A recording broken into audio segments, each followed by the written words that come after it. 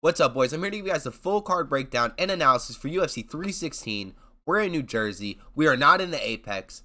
It's a rematch. We have Merab Dvalishvili versus Sean O'Malley 2. Nobody asked for it. In reality, we should be having Merab versus Peter Yan, but you guys want to give Peter Yan to Marcus McGee. Little weird. But we're going to start with the first fight on the card. Okay, we have Quaylin Salkid versus Yanal Alschmitz. Now, the odds are extremely skewed. Quaylin is minus 440, and I think it's for a real respectable reason, if we're being honest. Quaylin is a black belt in jiu-jitsu. He's 25 years old. He's 8-1, 3 knockouts, 3 submissions, 2 decisions, and 1 loss. But his 1 loss is only via submission. This dude got his contract on Dana White Contender Series via submission when he made his debut at UFC 312. And he won a $50,000 performance bonus by knocking out Jubilee. You don't know who Jubilee is. He's on screen. He's the Indian UFC fighter. This dude got knocked out in 19 seconds. Now, if this was anybody else, I'd be like, look, Tom Aspinall level threat. Tom Aspinall level threat. He's putting things down in 19 seconds. But no, this is an Indian UFC fighter. Indian UFC fighters don't really have the best. They're not the Russians, okay? They're not the Terminators. Nobody's really scared of the Indian UFC fighters, if we're being honest. Okay? So in my book, Quaylin, you get 0 points for knocking out the Indian. Absolutely none. Absolutely 0. But now, he's had 3 fights in the UFC. He's 2-1. He's coming off a unanimous win to Trevor Peek, where you now decide to shoot 18 takedowns. 18 takedown attempts from you now. Now you can see why they put my boy on the Merab Dvalishvili card. He just has the essence of Merab. He understands why he should be put on this card. But if you're shooting 18 takedowns against somebody who has a black belt, it's kind of inevitable that they're going to throw you in an armbar, triangle, guillotine, whatever. It's not a good idea to keep shooting on somebody who loves to fight you off their back. It's not. And if we're being honest, you had a fight booked in January and you pulled out due to an undisclosed injury. We're not taking that very lightly. We're going with Quaylin. Quaylin's coming off of a knockout win. You are supposedly injured, okay? We're going with Quaylin. I'm not even doing any arguing. Moving on. We're in featherweight, boys. Jerka Sauri versus Joe Sung-Yu. Joe Sung-Yu is debuting, by the way. But Jerka is 14-4. He has 3 fights in the UFC. He's 1-2.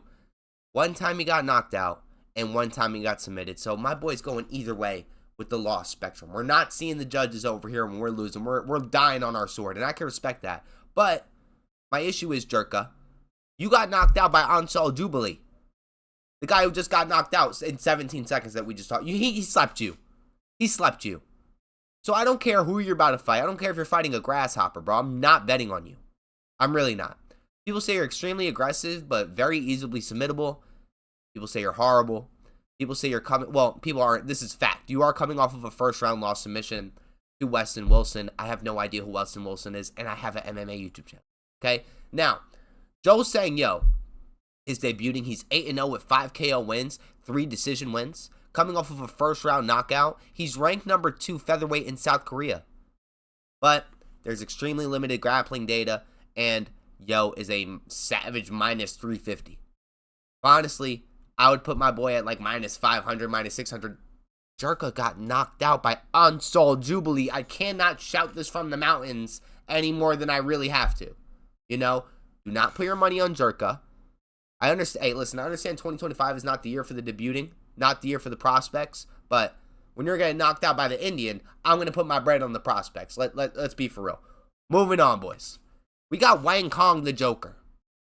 The cringe is back, boys. The cringe is back. The Joker lady is back. But anyways, the girl that they have the Joker fighting, our Shorty Rock, her name's Anrain De Silva. She's ranked 13 in the UFC. She's more of a journey woman. I'm used to saying journeyman, but she's a journey woman. She's 17-10. 17-10. She almost has a 50% win-loss rate. Okay? Now, this lady's on a 2-fight losing streak. Joker is 2-1 in the UFC, coming off a unanimous decision win. If the Joker pulls this off, she will be in the rankings. Now, normally I do not cover women's MMA, but the Joker has my heart. I love a little bit of cringe every once in a while. I do love a little bit of cringe. So, Joker, we're rooting for you, girl. Moving on. It says right here on the docket that we have Chaos Williams versus Uros Medic, but Uros Medic pulled out due to an undisclosed medical injury. They posted it in Russian. I cannot read Russian. I read English. So here is it for you guys, wherever it is. It's here somewhere. Chaos Williams got pulled from UFC 316 to the card last week with Macy Barber and Aaron Blanchfield. I don't know how he did. I'm making this video right before the prelims start, for being for real. This is going to be a banger. Sergey Spivak is nicknamed the Polar Bear because, you know, he just got knocked out by Almeida. I bet you guys didn't know that. Sergey Spivak just got knocked out by Jailton Almeida. The dude is not supposed to be in the heavyweight division. The dude is supposed to be in the light heavyweight division because he weighs like 220 pounds, just picking on fat people up there. You got knocked out by a smaller dude. So I'm very worried about you, Mr. Spivak. But to give my boy Spivak his praises, he has 15 finishes and 17 wins, which is a little ridiculous. Called the Polar Bear, obviously, because he's a little grappling specialist, even though Almeida decided to choke you out. He didn't choke. He knocked you the fuck out. Almeida knocked you. I can't get over. I'm sorry, bro. I can't get over that. Sergey Spivak's been in the UFC since 2019. He's 8-4 in the UFC. His only 4 losses are to some legit people. Now listen, his only 4 losses are to Tom Aspinall, champion, Cyril Gane, okay, Almeida, okay, and then some fucking can named Walt Harris.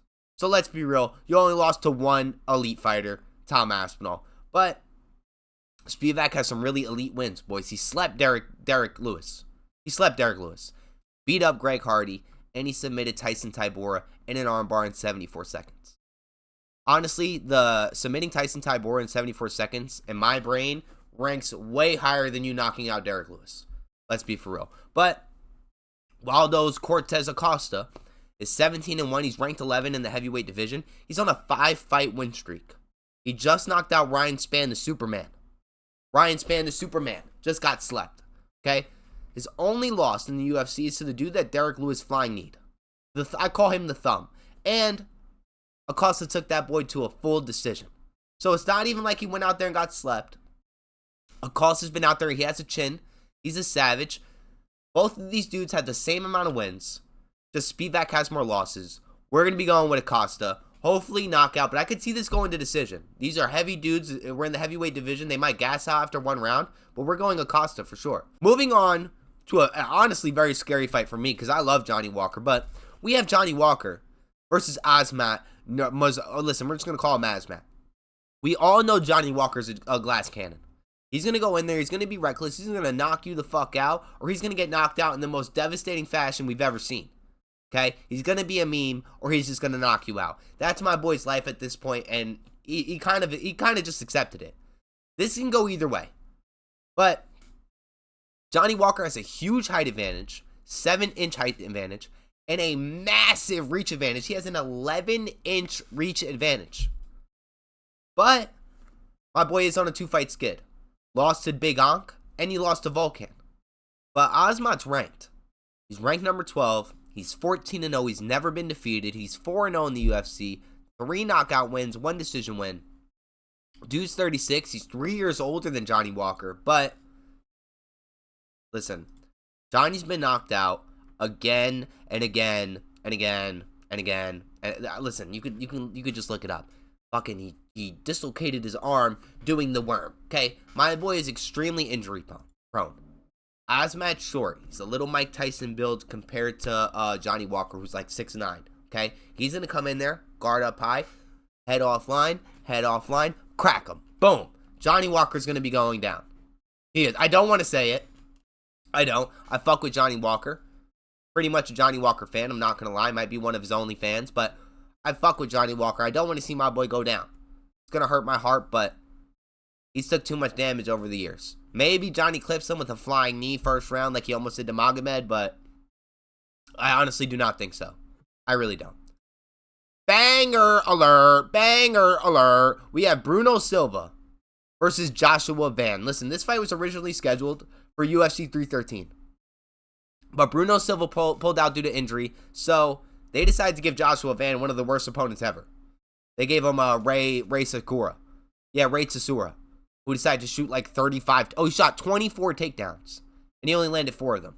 But Joshua Van prevailed, and now we have the fight that we were supposed to get at UFC 313. But anyways, Bruno Silva's 14-6. He's ranked number 12. He's coming off of a knockout loss to my boy Manuel Kepe. Shout out to Kepe. Kepe ended Bruno Silva's 4-fight win streak. Now, Bruno Silva did last 3 competitive rounds against Kepe before he, got slept. But Bruno Silva was outstriking Kepe. He was.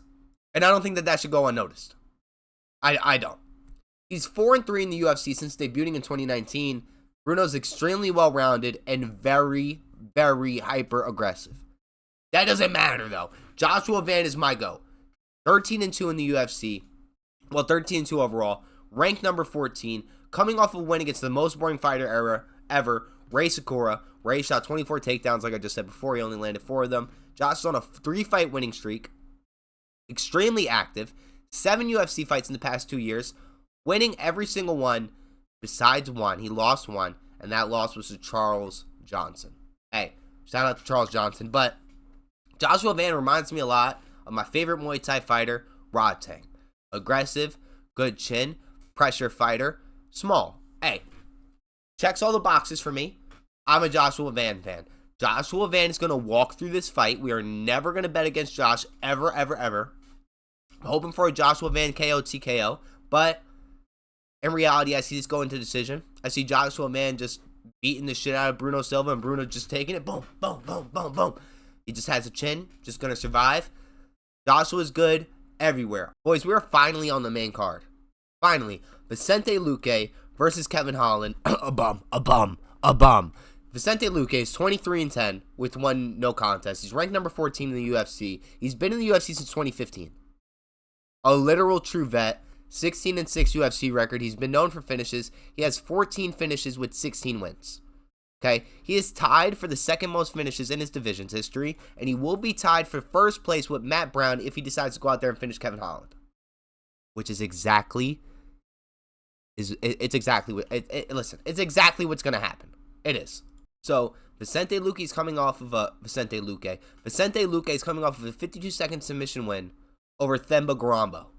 Okay, we're savages out there. Now, if you look at Kevin Holland's last fight, my boy is coming off of a submission loss. He sat there and begged RDR during the press conference, please, RDR, do not take me to the ground. I don't want to go to the ground. Please, can we have a stand-up fight for at least 1 round? I want to give the fans what they want.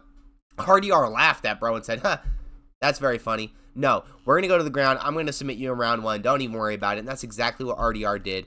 And that's exactly what Vicente Luque should do if he wants to submit his place in the division's history. Listen, words are hard. Words are hard. Moving on, boys. Mario Batista. If it's not obvious, we are going with Vicente Luque. Round 1 submission. And now we have Patchy Mix. Well, Mario Batista versus Patchy Mix. Mario Batista is 15-2. He's ranked number 10. He's coming off of a disgraceful win. One of the most disgraceful wins I've ever seen in the sport over our boy Jose Aldo. He's just a clinch spammer, a cage holder. We all know these kinds of guys. Very hateable, very dislikable. He's been in the UFC since 2019. He has a 9-2 record in the UFC. He's on a 7-fight win streak and has only 2 losses in his He has only 2 losses in his very early career. He got knocked out by Sandhagen and then knocked out by Trevin Jones. Getting knocked out by Sandhagen in the early bit of your career is honestly just like mega unlucky, but it's Mario Batista, and my boy deserved it. Nobody likes Mario Batista. Let's keep it real. Now, Patchy Mix is 20-1. He's unranked. He was just released by the PFL, who just bought Bellator. He was the bantamweight champion over there in Bellator from 2023 to 2024. He has a 9-1 Bellator record. He has a very good submission game. Insane submission, some knee bars. He's just honestly a savage. His most recent win was a split decision against Magomed Magomedov. Hey, however you say bro's name. He's considered one of the best in the world, but they were saying the same thing about Kaya Sakura. They were saying the same thing about Patricio Pitbull. Patricio Pitbull came from the same place that Patchy Mix did, and look what Pitbull did. Yair did him in. Now, I don't think we're going to be seeing this with Mario Batista, if I'm being real. Mario Batista is a beta male. Patchy Mix is an alpha male, okay? I cannot sit here and predict for you guys that Patchy Mix is going to go out there and get clinch spammed for 15 minutes. I'm going to hope Patchy Mix's IQ game is a little bit higher than, hey, Jose Aldo. I hope you have a beautiful retirement. But I hope, Patchy Mix, that your fight IQ just a little bit higher than that. Don't get clinch spammed. Don't get held against the cage. And if you are, drop down, go to your back, armbar, triangle. Hey, that's how I break down all of these jiu-jitsu guys. Just go to your fucking back and throw the bro in a fucking triangle. We're going with Patchy Mix on this one because I just can't. Nobody can stand Mario Batista. But this is going to be a good test to see if Patchy even, like, deserves to be here. I think he does. But if we're being real, nobody beats Merab. So, hey, you're not going to be champion. Him and Merab do spar every once in a while. Merab has said that Patchy Mix does get the better of him here and there. But, Patchy, you're in Merab's backyard. You're not going to win this. But if we're being for real, Patchy, if you go out there and demolish Mario Batista, you might be getting a Sandhagen fight next. Definitely not fighting for the title next. I'll tell you that. That's Jan's spot. Moving on, boys. Anyways, we have Kevin Gastelum versus Joe Pyfer. This is going to be a banger. This was rebooked. It was originally set for Mexico City. It was fight night with Brandon Moreno on there on March 29th. But it was canceled a few hours before because Joe Pyfer allegedly got food poisoning. Allegedly. And he had 12 pounds removed from his body via the, the food poisoning that allegedly he had. You're a fighter but can't fight with food poisoning. No, I'm kidding. I've had food poisoning, and honestly, I'd rather you kill me. I'd rather you kill me than give me food poisoning again. It was so miserable. You can't drink water. You can't eat. You're stuck in the bathroom for at least 24 hours. It's disgraceful. So, Joe Pyfer, I get it. So, anyways, Kevin Gastelum's 20-9. He's unranked. Fat-ass Kevin has been in the UFC since 2013. Who knows if this guy's going to make weight? Who knows? He was not on track to make weight the last fight. Was he? Was he not? In my brain, bro was already overweight. I don't even think he stepped on the scale, honestly. But I'm going to say Kevin Gastelum didn't make weight for that last fight, even though he probably did. Hey, anyways, but my boy has a massive chin. He does not get put down. He's been out of work for almost a year. He's 2-1 in his last 3, but he's been so inactive. I don't think it's going to even matter. He's had one fight in 2024. One fight in 2023. It honestly doesn't even matter. Joe Pyfer is 13-3. He's also unranked. He's 1-1 in his last 2. He just got fraud checked by Jack Hermanson. But he bounced back, knocked out Marc-Andre Barriou, who honestly is way more scarier than Jack Hermanson, if you ask me. So, hey, Joe, you get that W from me. But I think this is a Joe Pyfer tune-up fight. You cannot make me say otherwise, okay? Kevin Gastelum is basically just an interactive heavy bag that will walk around the octagon with you. He does not get put down, okay? And he's just going to eat all the shots. He's too fat. He's going to be slow. Joe, you're way taller than this dude. You're going to have a little bit of a reach advantage. Use it. Stay on your back foot and just piece him up. Go rewatch Volkov versus Sergey Pavlovich, okay? That should be your game plan. That's all I'm about to say about that. Moving on. We're on this co-main event.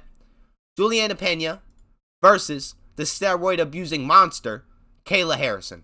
Women's bantamweight. Now, Julia Pena is 13-5. Obviously, she's a champion. She's 8-3 in the UFC, coming off of a really close fight with Pennington. She's convinced. This lady, Julia Pena, is convinced that Kayla's juicing. And shit, I would too. Just look at the clip. This lady is jacked to the gills. Jacked to the gills. Okay, and you want me to believe that that's normal? I don't even think I've seen a woman look like that in a fucking comic book. If we're being for real. But this might just be an early excuse from Juliana Pena, knowing that Kayla Harrison got hands. But I honestly don't think so. Like, one look at Kayla Harrison, you're like, girl, that's not natural. Like, did you transition recently or something like that? Because that is not natural. But Kayla Harrison is 18-1, gold medalist in judo, and she won the PFL belt twice. But Kayla, you're just way bigger, like absolutely massive compared to Juliana. And I think it's not even going to be fair. Okay, Juliana Pena, obviously a lot smaller, not as muscled up as you are. You're all TRT'd out, going fucking ballistic. And I'm not into women's fights. I'm really not in there, for being for real. Kayla Harrison, you're 18-1. You're way bigger, muscle mass. You look like a man. But Juliana Pena's the champ. Juliana Pena's kind of hot. She's kind of smoking, if you ask me. We're going to go with the lady. over the man. We're going to go with Juliana Pena. She got the belt. She got the gold. Kayla Harrison looks extremely scary. Gonna be very surprised if she makes weight, considering like how like massive she is. You know what I'm saying? But hey, we're gonna go with Juliana Pena. Don't take that. Don't fucking bet on a women's fight. Don't take that to the bank. Main event. Main event. Listen, this is a rematch, boys. Sean and Merab have both had 25 minutes to fight each other. Rewatch the footage on hundreds of times on loop and figure out a new game plan. I'm a little nervous for Merab. Never thought I would say this. Merab is personally my pound for pound #1 fighter ever. But the foot, the toe injury has me extremely worried. I'd much rather him just cut it off and glue the hole shut, you know? But he didn't. It's not swollen anymore. He had interviews where he showed his foot. Doesn't look discolored. Not really that swollen. But Sean O'Malley's going to foot stomp the shit out of you, dude. Like, foot stomp the shit out. That's what I would do. I would initiate the clinch, and I'm just foot stomping all day. You know how people throw the oblique kicks? I'm throwing my heel up like I'm axe kicking your foot. All day.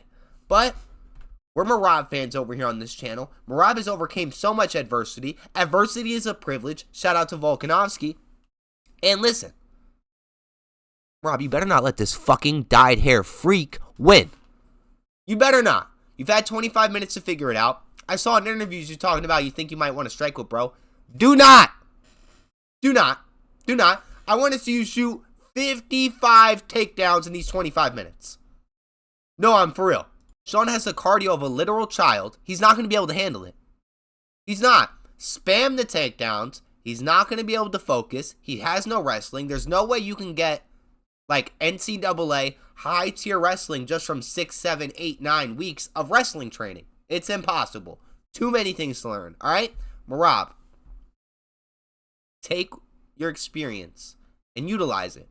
Please push the pace all day. Start off round 1 a little bit slow and fucking go crazy. Push the pace. Shoot, spam, takedowns. Just don't second guess yourself like Aljamain Sterling did. Aljo was like, stop and go. And then when he fucking decided to full floor forward, oh my God, foot down, full-fledged forward, he got put out. Merab, in my opinion, you're worth about 3 to 4 Aljamain Sterling's talent and cardio-wise. Okay? Do not make those same mistakes. Your best friend has fought Sean O'Malley. He should be able to sit here and collaborate with you on some ideas. You have also fought Sean O'Malley.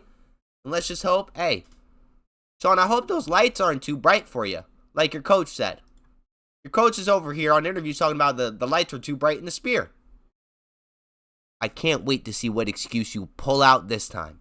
And honestly, this is more than likely going to be Sean O'Malley's last hurrah at 135. If Merab wipes the floor with O'Malley, O'Malley will be moving up to 45. Which is just a little like, all right. I mean, there's definitely some cool matchups for Sean O'Malley at 145, but Mozavar would fuck you up. Arnold Allen would fuck you up. There's not a lot of like easy matchups for Sean O'Malley if you really look at it. Gene Silva, maybe. I don't even like Gene Silva, and I think he'd probably beat Sean O'Malley. Listen, these dudes are all well-rounded. Sean, the reason, in my opinion, you're able to survive so long at 135 is because you're honestly the tallest in the weight class, which means you have the most reach, the most leg reach, and you are able to fight off of your back foot when needed to. When somebody is pressuring you, you are able to fight off of your back foot. That's how tall you are. At 45, I don't think that's going to be an option. You know, you have Yair in there. He's going to W key. Volk's going to take you the fuck out of there. I don't think you moving to 145 is very smart. I think you should stay at 135 if you lose. Fight Corey. Fight Patchy Mix. There's a bunch of still great squabbles that you haven't done at 35. I get it. Everybody sees the number 2 ranked, in my opinion. Ilya Tuporia doing his thing, creating his legacy, and you just want to follow suit. Not going to happen, buddy. He's never coming back, and that's that. Merab, 50-45, decision victory. I'm going to say about 5 emotes spammed on Sean O'Malley's grave, and he's going to be calling out Pantoja for the champ squabble of the lifetime, because we don't get Islam versus Ilya. We will be getting Pantoja versus Merab. Well, not arguably, definitely a way better stylistic matchup and technical matchup. You know, hey, Merab, you better get this done. I don't want to see no foot stomps and you crying on stage when Sean O'Malley's punching your foot, kicking your foot. Georgian all day. Let's go, Merab.